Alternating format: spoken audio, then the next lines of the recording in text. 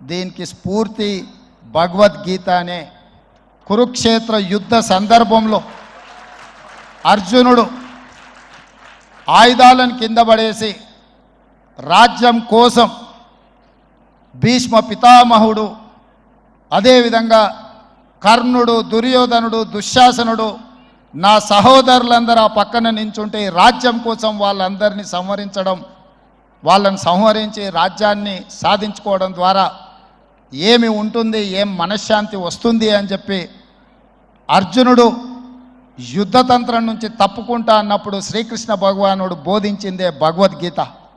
చంపేదెవరు, చంపించేదెవరు, లోక కళ్యాణం కోసం నీ బాధ్యతను నెరవేర్చాల్సిందే, ధర్మం బ్రతకాలి, అధర్మం ఓడాలి అంటే నువ్వు యుద్ధం చెయ్యాల్సిందే అనే యుద్ధనీతిని ఆ రోజు అర్జునుడికి బోధించింది శ్రీకృష్ణ భగవానుడు.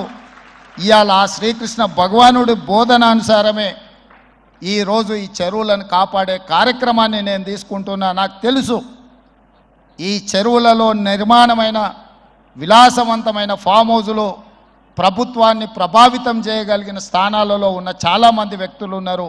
ప్రత్యక్షంగా ప్రభుత్వంలో భాగస్వాములు అయి ఉండొచ్చు, లేకపోతే సమాజం మీద బాగా ప్రభావితం చేయగలిగిన వ్యక్తులు ఉండొచ్చు. కానీ వాటన్నిటినీ నేను పట్టించుకోదలుచుకోలే.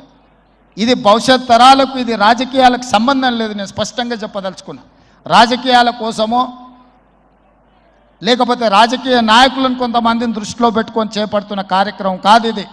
భవిష్యత్ తరాలకు, మన పిల్లలకు, వాళ్ళ పిల్లలకు వారసత్వంగా మనం అందించే సంపద ఈ సరస్సులు, ఈ నదులు, లేకపోతే ఈ రోజున్న ఈ చెరువులు.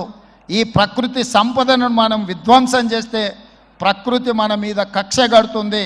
ప్రకృతి మన మీద ప్రకోపిస్తే మనం చెన్నైలో చూసినాం, అదేవిధంగా ఉత్తరాఖండ్లో చూసినాం, నిన్నగాక మొన్న వాయనాడు, మనం కేరళలో చూసినాం. ఈరోజు ఇలాంటివన్నిటిని దృష్టిలో పెట్టుకున్నప్పుడు ఈ హైదరాబాదు నగరాన్ని రక్షించుకోవాల్సిన బాధ్యత మన అందరి మీద ఉన్నది. ఇది ఒక సుందరమైన నగరం. ఈ నగరానికి ఈ చెరువులే ఒక అందం. ఈ చెరువులను కాపాడే బాధ్యత ఈ ప్రభుత్వం తీసుకుంటుంది. ఎవరు ఏమనుకున్నా, ఎవరు ఏ ఒత్తిడి తెచ్చినా వాటన్నిటిని పక్కన పెట్టి చెరువులను ఆక్రమించుకున్న వాళ్ళ భరతం పడుతుంది ఈ ప్రభుత్వం అని చెప్పి నేను ఈ సందర్భంగా తెలియదలుచుకున్నా.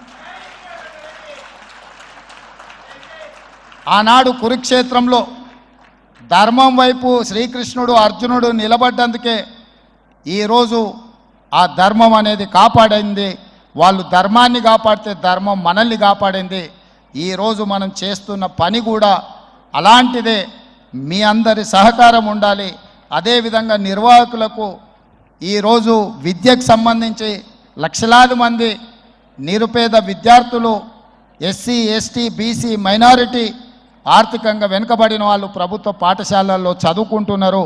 వాళ్ళకి సరైన భోజనం, పోషకాహారం మేము అందించే దాంట్లో కొంత అటు ఇటుగా ఉండడం వల్ల హరే కృష్ణ ఫౌండేషన్, అక్షయ పాత్ర ద్వారా వాళ్ళకు ఒక నాణ్యమైన భోజనాన్ని అందించడానికి అవసరమైన సహకారాన్ని ప్రభుత్వంతో కూడి ఒక కలిసి అక్షయ పాత్ర ద్వారా, ఈ హరే కృష్ణ పెద్దల ద్వారా ఈ రాష్ట్రంలో ఉండే లక్షలాది మంది విద్యార్థులకు ఒక మంచి పౌష్టికమైన భోజనాన్ని అందించాలన్న ఆలోచనతో వారి సహకారం అడిగినాం.